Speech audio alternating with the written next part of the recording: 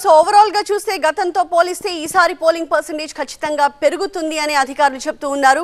Complete numbers మరి కాసేపట్లోనే బయటకు వచ్చే అవకాశం కనిపిస్తోంది. అయితే ఉమ్మడి విశాఖ జిల్లా మీద ఇప్పుడు ఒకసారి మనం ఫోకస్ చేద్దాం. ఉమ్మడి విశాఖ జిల్లాలో 67.3% పోలింగ్ నమోదైంది. ఈసారి విశాఖపట్నం జిల్లాలో 68.13% పోలింగ్ నమోదైంది.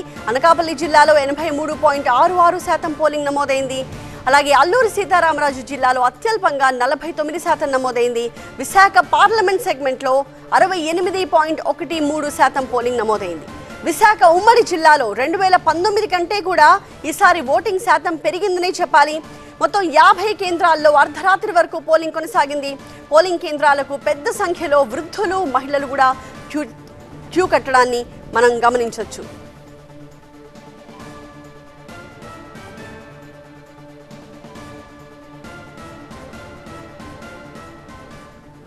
విశాఖకు సంబంధించిన డీటెయిల్స్ అందించడానికి మా ప్రతినిధి ఈశ్వర్ అందుబాటులో ఉన్నారు. ఈశ్వర్, గతంతో పోలిస్తే ఈసారి పోలింగ్ శాతం పెరిగినట్టే కనిపిస్తోంది. బట్ స్టిల్ ఆశించిన స్థాయిలో ఓటర్ టర్న్అవుట్ అక్కడ ఉండకపోవడానికి ప్రధానమైన కారణాలు ఏం కనిపిస్తున్నాయి?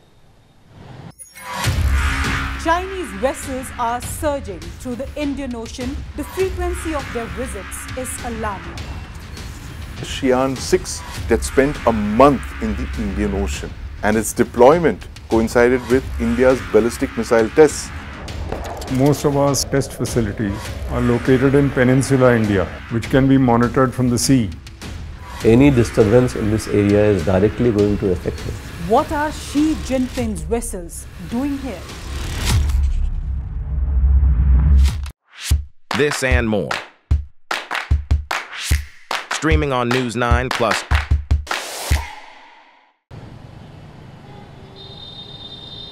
ఎగ్జాక్ట్లీ ఆశించిన మేరకి చాలా ఎక్కువ ఆశించాం. ఈసారి అర్బన్ పోలింగ్లో పెద్ద ఎత్తున మార్పు ఉంటుందని భావించాం.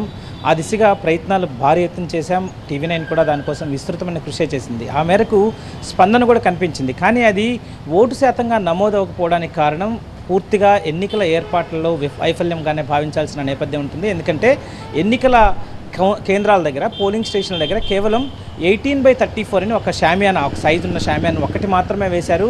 అక్కడ క్యూలు చూస్తే ఎండాకాలం, అందులో ఇప్పుడు మేలో రోహిణీ కార్తె సమయంలో ఎట్లాంటి ఎండలు ఉంటాయో అర్థం చేసుకోవచ్చు. దట్టు వైజాగ్ లాంటి కోస్టల్ ఏరియాలో, సముద్ర తీర ప్రాంతాల్లో విపరీతమైన ఎండలు ఉంటాయి. విపరీతమైన మాయిశ్చర్ ఎక్కువ ఉండడం వల్ల చాలా ఇబ్బందికరమైన వాతావరణం ఉంటుంది. ఇట్లాంటి చోట్ల కొన్ని ప్రత్యేకమైన జాగ్రత్తలు తీసుకుంటే ఆ పోలింగ్ పర్సంటేజ్ని పెంచే అవకాశం ఉంటుంది. కేవలం ఒక చిన్న షామియానా వేసి వదిలేశారు. అక్కడ క్యూలు పెద్ద ఎత్తున ఉంటే చిన్న షామియానా కింద ఒక 10 మంది పడతారు. కానీ వందలాది మంది క్యూలో ఉండడం, ఎక్కువసేపు క్యూలో ఉండలేక వచ్చిన వాళ్ళు వెనక్కి వెళ్ళిపోయిన ఘటనలు అయితే నేను చాలా ప్రత్యక్షంగా అక్కడి నుంచి క్షేత్రస్థాయిలో గమనించిన అంశం అదొకటి. మరొక వైపు కనీస సౌకర్యాలు, మంచినీటి సౌకర్యాన్ని కూడా అక్కడ ఏర్పాటు చేయలేకపోయారు. వచ్చిన కొద్ది మందికి మాత్రమే మంచినీటి సౌకర్యం లభించింది. ఆ తర్వాత చాలామందికి మంచినీళ్ళ కోసం అల్లాడిల్లిపోయారు, తల్లడిల్లిపోయారు, అల్లాడిపోయిన పరిస్థితి కనిపించింది. ఎందుకంటే నిన్న అన్ని షాప్స్కి సెలవు ఇచ్చారు. ఎందుకంటే ఓటింగ్లో అందరూ పాల్గొనాలంటూ చిన్న పాన్ షాపులను కూడా మూయించి వేసిన అధికారులు కనీసం వాటర్ కొనుక్కోవడానికి కూడా అవకాశం లేకుండా, సమీపంలో ఎక్కడ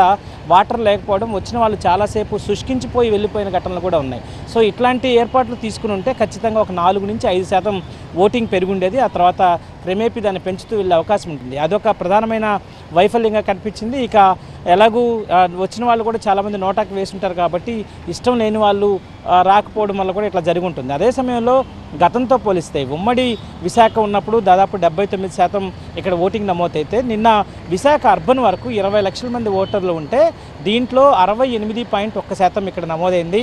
అంటే దాదాపుగా 14 లక్షల మంది ఇక్కడ ఓట్లు వినియోగించుకున్నారు 20 లక్షల మందిలో. గతం కంటే కూడా ఇది ఎక్కువగానే 2% ఎక్కువ ఉంది. ఆ మేరకు చూస్తే గతం కంటే కొంత ఓటర్ చైతన్యం పెరిగింది, ఓటర్లో బాధ్యత పెరిగింది, వాళ్ళ హక్కుని, వాళ్ళ ఆయుధాన్ని వినియోగించేందుకు ముందుకు వచ్చారనే చెప్పాల్సిన నేపథ్యం కనిపించింది. నిన్న ఉదయం చూస్తే సునామీ వెల్లు వచ్చినట్టుగా ఒక్కసారిగా పోటు వచ్చినప్పుడు సముద్రం ఎలా ఉంటుందో ఆ స్థాయిలో ఓటర్లందరూ ఓటింగ్ కేంద్రాలకు చేరుకోవడం జరిగింది. అది చూస్తే ఖచ్చితంగా ఈసారి 80% దాటుతుంది అనుకున్నాం. కానీ కేవలం 68.13% ఆగిపోవడం పట్ల చాలా నిరుత్సాహమైన వాతావరణమే కనిపిస్తుంది. దాన్ని పెద్దగా పెంచాల్సిన నేపథ్యం ఉంది. ఎందుకంటే విశాఖ పూర్తి స్థాయిలో ఒక మెట్రో అయినప్పటికీ, కాస్మో సిటీ అయినప్పటికీ కూడా ఇక్కడ పౌరులు చాలా బాధ్యతగా ఉంటారు. ఇక్కడ పౌరులు చాలా యాక్టివ్గా, సున్నితంగా వ్యవహరిస్తారన్న నేపథ్యం ఇక్కడ ఉంది. సో ఇట్లాంటి పరిస్థితుల్లో కూడా విశాఖలో ఆ మేరకు ఓటింగ్ నమోదు కాకపోవడం మీద కొంత ఆందోళన అయితే కలుగుతుంది. ఇక అనకాపల్లి జిల్లాలో అయితే ఆశించిన దానికంటే ఎక్కువగానే భావించాల్సి ఉంటుంది. 83.66% అంటే ఇందాక మనం అనుకున్నట్టుగా కోనసీమ అంబేద్కర్ జిల్లా అనుకున్నాం, కానీ దానికంటే కొంత ఎక్కువ అనకాపల్లి జిల్లాలోనే ఓటింగ్ నమోదైంది. అంటే అత్యధికంగా నమోదైన జిల్లాని అనకాపల్లిగానే చూడాలి. మరి కాసేపట్లో ఎన్నికల కమిషన్ క్లారిటీ ఇచ్చే అవకాశం ఉంది. ఇక అల్లూరు సీతారామరాజు జిల్లాకు వస్తే మాత్రం అక్కడ కూడా మళ్ళీ అధికారులు వైఫల్యంగానే చూడాలి. ఎందుకంటే కేవలం 49% మాత్రమే అక్కడ నమోదైనట్టుగా ప్రస్తుతానికి గణాంకాలు చెప్తున్నాయి. ఎందుకంటే నిన్న సాయంత్రం 4 గంటలకి అక్కడ పోలింగ్ ముగిసింది. ఆ సమయానికి 48%గానే అక్కడ రిజిస్టర్ అయింది. ఆ తర్వాత కూడా కేవలం 1-2% మాత్రమే ఓటింగ్ నమోదైనట్టుగా గణాంకాలు చెప్తున్నాయి. అక్కడ కూడా ప్రధానంగా రహదారుల సౌకర్యం లేకపోవడం, అక్కడ ఓటర్లకు సంబంధించి సమీపంలో పోలింగ్ స్టేషన్ లేకపోవడం, ఇట్లాంటి అనేక కారణాలుగా వీటిని చూడాల్సింది. వీటన్నిటిని రెక్టిఫై చేయాల్సిన బాధ్యత అయితే అధికారుల మీద చాలా స్పష్టంగా కనిపిస్తున్న నేపథ్యం కనిపిస్తుంది.